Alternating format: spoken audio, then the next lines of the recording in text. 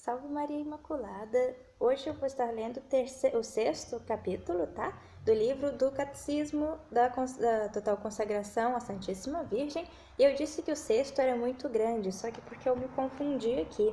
Após o sexto tem uns anexos, né? Há umas coisas adicionais que o padre colocou no livro e que eu pensei que fazia parte do sexto, mas então o sexto não é tão grande assim. Pode ser que faça assim em duas partes, mas eu creio que em uma só a gente consegue fazer esse vídeo, porque são muitas perguntas e respostas, mas não é tão grande igual eu imaginei. Então vamos continuar. O tema agora, na sexta parte, é sobre a preparação para a consagração, a cerimônia, o uso das correntes e outros, a parte mais técnica, né, dessa consagração. É necessário que esta consagração seja feita na presença de um sacerdote? Não, pois se trata de uma consagração pessoal, ou seja, de uma entrega de si mesmo a Deus, que, portanto, independe da presença ou aprovação de um sacerdote. Entretanto, sem dúvida, seria muito desejável a presença de um sacerdote para abençoar essa entrega e também as cadeias, que serão usadas como sinal externo de consagração. As cadeias, né, são as correntes. Então, se o padre puder abençoar, é muito bom. Mas se ele não estiver de acordo, você pode fazer na hora da missa, né? Ler a carta, que eles vão falar aqui sobre o assunto, imagino eu, sobre isso, né? Da carta, que é a fórmula da consagração, mas sem necessitar do padre. Mas, né, com a ajuda do padre é sempre bem-vindo, sempre melhor. O que fazer se o padre de nossa paróquia, ou o bispo da diocese, não aceitar essa consagração? A consagração, tal como é ensinada por São Luís Maria Grignon de Montfort no Tratado da Verdadeira Devoção, é uma prática totalmente aprovada pela Igreja. Foi aprovada, indulgenciada e recomendada por diversos papas, vivenciada e testemunhada por numerosos santos, de modo que não carece da aprovação de nenhuma outra autoridade para ser praticada pelos fiéis católicos. Por se tratar de uma prática pessoal já aprovada e recomendada pela Igreja, o fiel não necessita da autorização ou da concordância de qualquer outra autoridade para realizá-la. Contudo, em geral, será muito mais útil para a causa da divulgação da consagração o apoio das autoridades locais para que outros fiéis sintam-se mais motivados a se consagrarem também.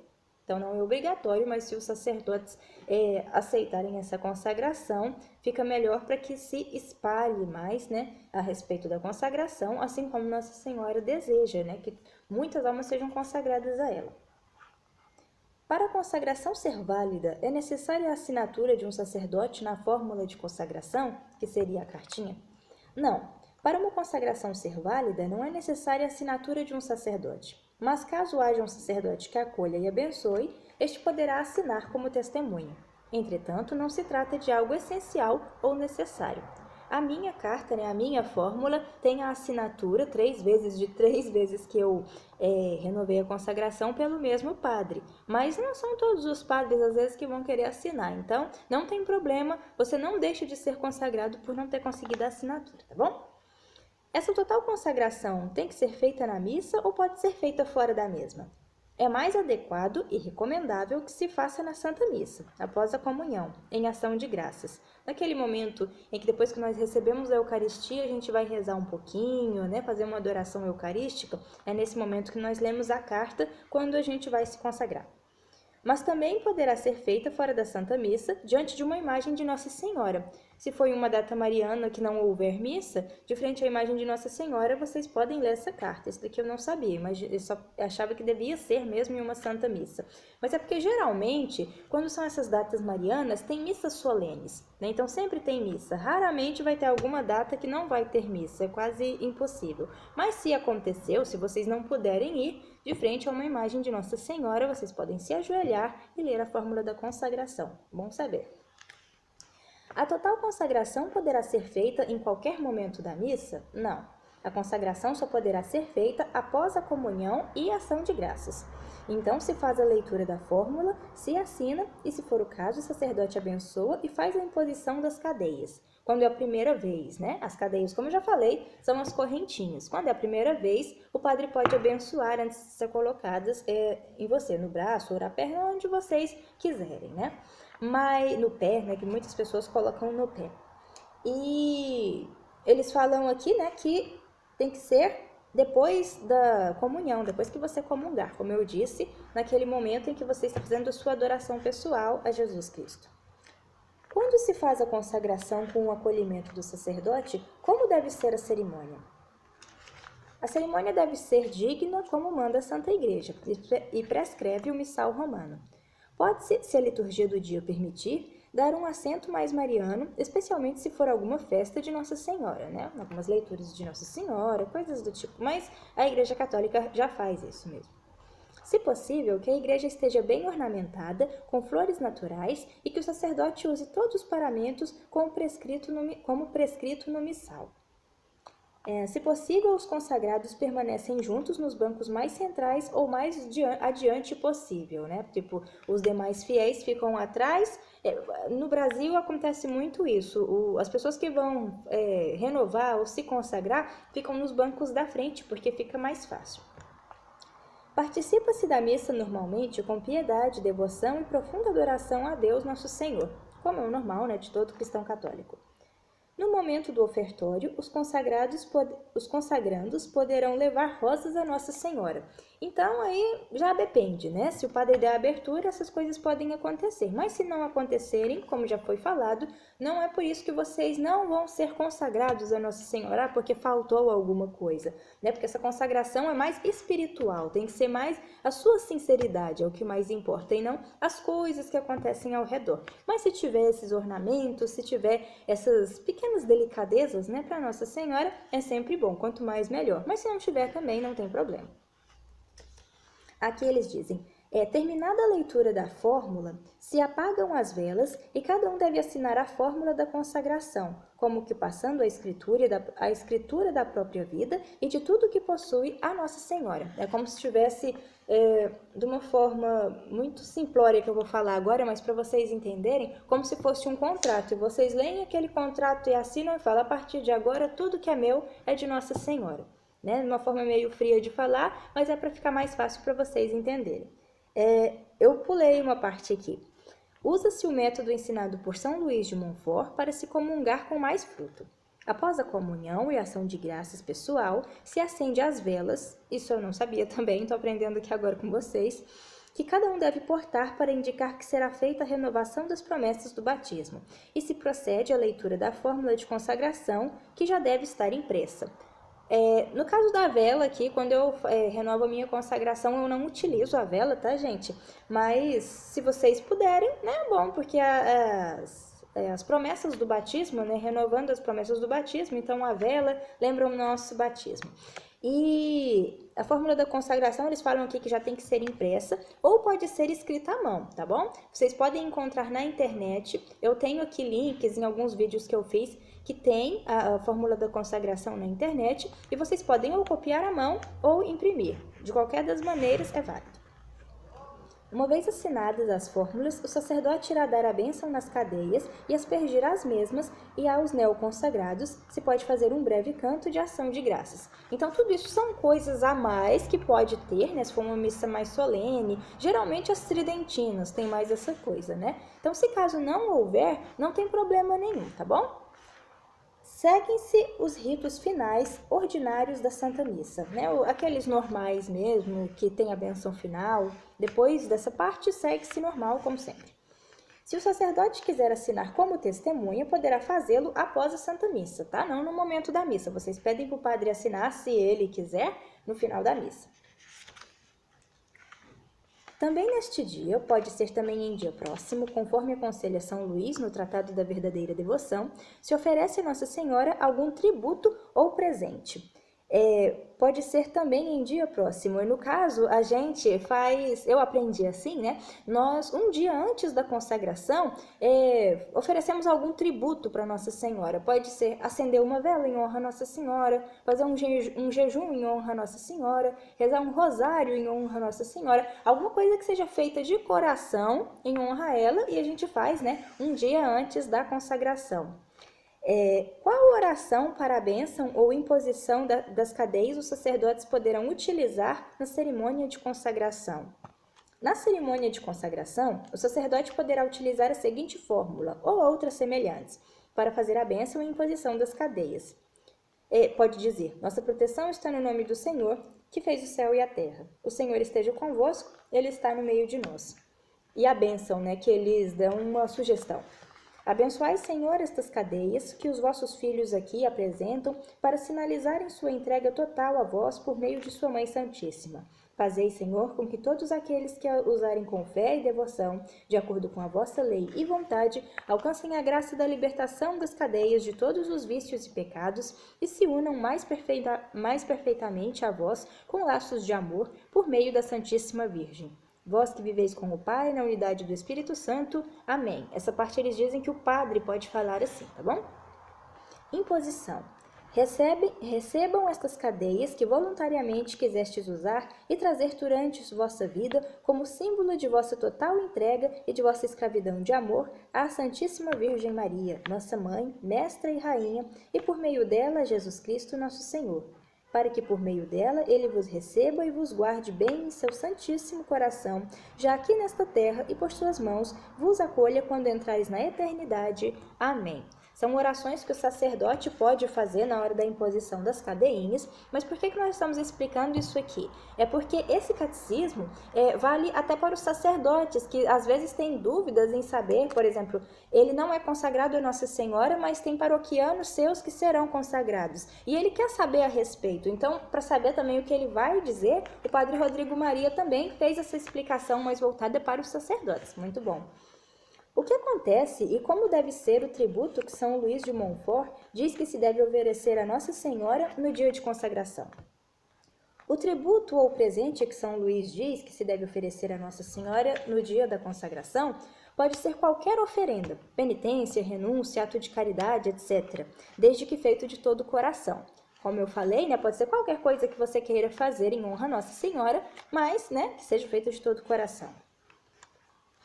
A fórmula que se usa na consagração deve ser copiada à mão ou deve ser impressa? Tanto faz. Então, assim, aqui eles falam que tem que ser legível ou apresentável. Então, resumindo, como falou no início, tanto faz. Se você quiser copiar, pode copiar. Não vai ter mais validade do que a outra impressa e nem vice-versa, né? Fica ao critério de vocês.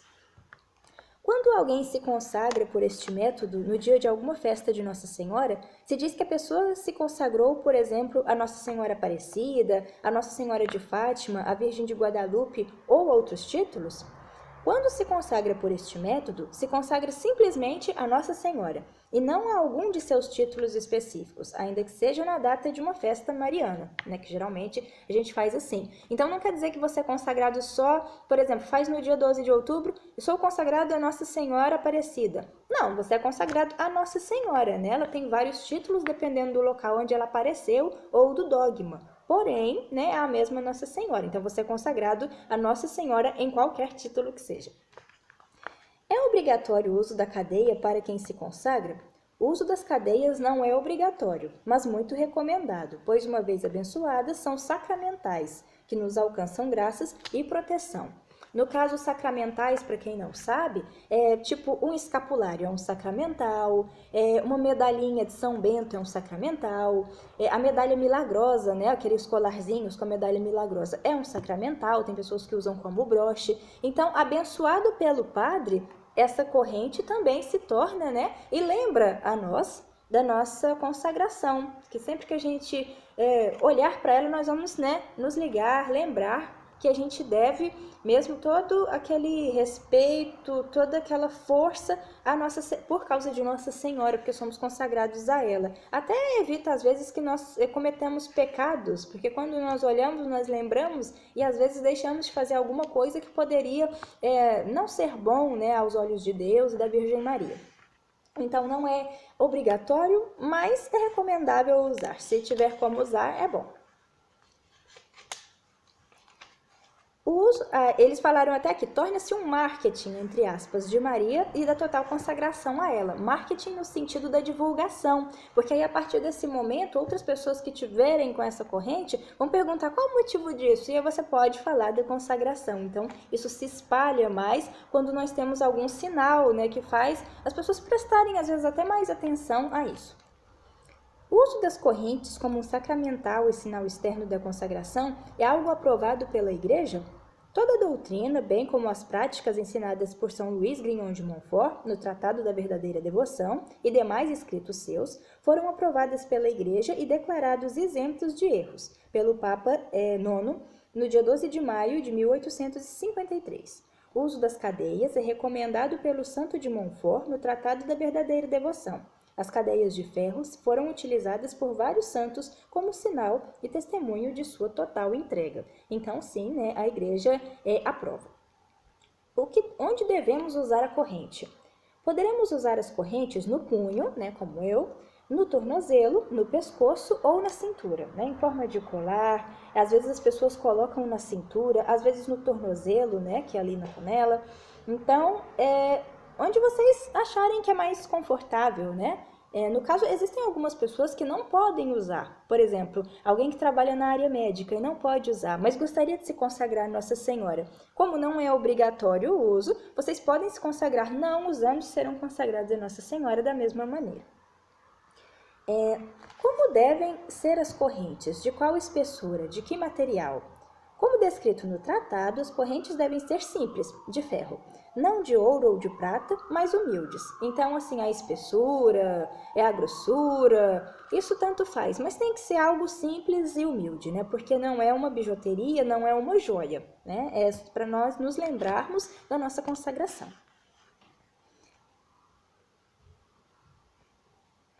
Que eles falam que não devem ser tão finas de forma que se pareçam com qualquer correntinha ou cordões que as pessoas estão acostumadas a usar, nem exageradamente grossas. Cabe aqui uma dose de bom senso e discernimento, né? Não aquelas enormes, porque fica uma coisa exagerada demais, isso leva à vaidade, né, às vezes, e também não uma coisa muito fininha, porque pode se passar como um adereço normal que qualquer pessoa usaria. Então, não parece ser um sinal de consagração. Como diz aqui, vale o bom senso. No lugar das correntes, pode-se utilizar medalhas, anéis, escapulários ou crucifixos como símbolo de consagração? As correntes, embora não sejam obrigatórias, são o único sinal externo que identifica a santa escravidão de amor. Os outros símbolos, embora excelentes e recomendados para o uso de todos, não são sinais externos específicos da total consagração. Apenas as correntes são sinais externos específicos dessa consagração. Isso quer dizer, na verdade eles não explicaram essa parte que eu achei que está escrito, mas é porque o escapulário, a medalha milagrosa, esses anéis de algumas consagrações que não é a consagração à Nossa Senhora, né, mas outros tipos de consagrações que existem, ele já tem a devoção própria deles. Então, a corrente é da devoção ao Tratado da Verdadeira, é a devoção, a consagração à Nossa Senhora, né? Então, difere das outras por causa disso. Mas se você quiser usar a corrente e um escapulário, por exemplo, eu dei esse exemplo porque eu faço isso, pode usar sem problemas. Só que você vai saber que o escapulário é uma devoção e a corrente é outra devoção, não é a mesma. E eu fiz uma coisa errada na primeira vez que eu me consagrei, porque eu fiz a minha maneira, né? E antes eu não tinha um grupo para estar estudando sobre isso. Então, da primeira vez que eu me consagrei, eu fiz pela internet e como eu entendi. Então, eu usei o escapulário como objeto de consagração e depois eu vim a saber, como diz aqui, que não era, né? Que ele já tinha a sua devoção própria. Mas tudo bem, isso é normal, né? Mas é bom que agora está sendo mais divulgada essa consagração e nós estamos conseguindo ter assim mais informações e fazer tudo mais certinho. E eu espero que esse vídeo ajude muito vocês, né, também. Existem padrinhos para essa consagração? Não existem padrinhos para esta consagração. O que pode haver são pessoas que nos ajudam a conhecer ou nos prepararem para essa total entrega, mas não convém chamá-los de padrinhos, para não banalizar essa que é uma função específica dentro da igreja. Mas aqui, em relação aos padrinhos, a gente fala que nós temos os nossos padrinhos espirituais, né? Então, nós escolhemos santos, quando a pessoa vai se consagrar, não é obrigatório, mas eu, por exemplo, a minha madrinha da consagração, eu escolhi Santa Faustina Kowalska, porque eu sou devota a ela, que é a santa, né, que escreveu o Diário da Divina Misericórdia, como Jesus pediu. E o padrinho eu escolhi São João Paulo II, porque canonizou ela, e é polonês também. Mas assim, a gente escolhe e tenta se assemelhar à vida daquele santo que você escolheu para ser o seu padrinho de consagração, mas não humanos, né? Mas os santos, a gente faz isso assim. Então, se você quiser escolher um santo de devoção seu, ou que não seja de devoção, mas que você gosta da história dele e que seja o seu padrinho de consagração, você pode escolher sim. Não seria esta consagração uma prática já muito antiga e inadequada para o nosso tempo? Essa total consagração é uma renovação de nosso batismo e tem por finalidade nos ajudar a sermos mais fiéis à nossa vida cristã. Sendo assim, a total consagração, ou santa escravidão de amor, de uma atualidade pastoral perene, pois viver o batismo é uma exigência mesmo da nossa fé, para que possamos nos salvar. Então, ela sempre se renova, né, gente? Não é uma coisa antiga que não se usa mais. Tipo, até para esses últimos tempos, é mais necessário do que nunca, né? Porque Nossa Senhora quer mesmo reunir o seu exército e ela pediu isso em Fátima. Então, ela não é uma coisa antiga, ela é sempre nova. Qualquer pessoa ou grupo pode divulgar essa consagração ou é necessária a permissão de alguma autoridade? Aí ele diz: qualquer pessoa ou grupo pode divulgar essa consagração e preparar pessoas para se consagrarem, desde que tenham se preparado e o façam de modo correto. Porque como que eu iria explicar sobre a consagração para vocês se nem eu tivesse feito ainda, né? Então ia ficar aquela coisa um pouco vazia. Eu ia estar falando uma coisa ao qual nem eu sabia, eu nunca tinha experimentado. Então é bom que seja uma pessoa, é bom, não é necessário, né? Que seja uma pessoa que já tenha sido consagrada para ensinar as outras pessoas como se consagrar de uma forma correta. Mas não é obrigatório que um sacerdote, né, ou um religioso aprove isso. Qualquer pessoa leiga pode estar falando sobre essa consagração para outras pessoas. Quanto mais espalhar essa notícia, quanto mais consagrados houver, melhor. Então, se você já é consagrado ou for se consagrar e quiser falar da consagração para outras pessoas, você pode falar sim. Você só tem que ter feito, né? Porque para saber, né, ter aquela autoridade do que você está dizendo. Pode-se renovar a consagração em uma data diferente daquela em que fizemos? É muito adequado que se renove na mesma data em que se realizou a consagração, mas esta pode ser renovada também em outras datas. Foi bom essa pergunta, porque comigo particularmente, no Brasil, eu renovava sempre, porque eu fiz a primeira vez, no dia 8 de dezembro, que é a festa da Imaculada Conceição. Só que depois da campanha Doe Seus Méritos, que o próprio Padre Rodrigo Maria nos incentivou a fazer, eu comecei a renovar no dia 13 de maio. Então era 8 de dezembro, eu mudei para o dia 13 de maio, mas sempre sendo numa data mariana. Mas assim, o normal é que seja sempre na mesma data, para você lembrar que naquela data você se consagrou, mas foi por causa da campanha dos Doe Seus Méritos que eu mudei, tá bom? Quais são as datas em que, se eu fizer ou renovar essa consagração, se pode lucrar indulgência plenária? As datas em que se pode lucrar indulgência plenária, se consagrando ou renovando a consagração, são 4. No dia 28 de abril, dia de São Luís Maria Grignon de Montfort.